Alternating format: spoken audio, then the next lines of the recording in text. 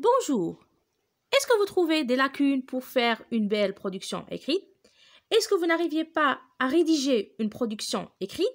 Vous ne trouvez pas les outils et les mécanismes de faire une production écrite? Vous êtes dans le même ou bien dans le bon endroit. Je suis là pour vous montrer comment le faire. À travers quoi? À travers 10 astuces à retenir et à ne jamais oublier. Votre production écrite se compose de incipit ou bien introduction, corps du texte et conclusion. Ces 3 blocs de votre production écrite, si vous arrivez à les maîtriser, vous pouvez en faire une production écrite de très bonne manière. Alors, je commence par l'incipit ou bien l'introduction. Alors, la première des choses à faire, il faut décortiquer l'énoncé afin d'en extraire les mots-clés. C'est-à-dire, vous avez un énoncé. Donc, la question, ils vous ont donné un énoncé. Vous voulez faire une production écrite. Donc, il fallait bien extraire, faire sortir les mots-clés de cet énoncé. Deuxièmement, reformuler l'énoncé du fait qu'il soit votre incipit ou bien votre introduction. C'est-à-dire que l'introduction de votre production écrite sera forcément la reformulation de votre énoncé, c'est-à-dire le fait de le reformuler d'une autre manière. La troisième des choses qui est très importante aussi, c'est le fait de poser 2 ou 3 questions afin d'annoncer votre corps de sujet.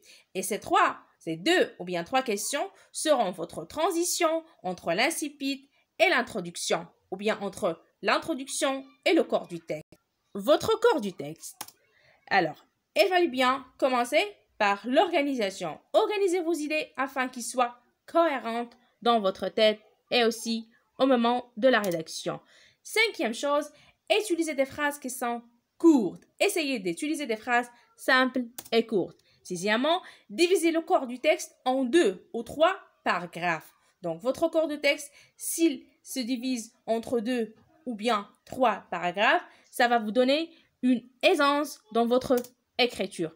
7e chose, utilisez les expressions comme en fait, en effet, par conséquent, et ainsi de suite. 8e chose, utilisez la ponctuation. La ponctuation, c'est quelque chose qui est très important, qui nous donne une idée sur les sens que vous avez utilisés. Et la 9e chose, c'est jouer avec les mots. Le fait de jouer avec le mot, c'est quelque chose qui est très important dans votre rédaction. Finalement, la 10e astuce, c'est dans la conclusion. Alors, dans la conclusion, vous allez répondre à vos questions mises en incipit. Donc, voilà les 10 astuces. J'espère que vous allez les prendre en considération et ne les jamais oublier. Merci infiniment pour votre attention. N'oubliez pas de cliquer sur le bouton rouge s'abonner. Je vous laisse dans la joie et la bonne humeur et à la prochaine, Inch'Allah.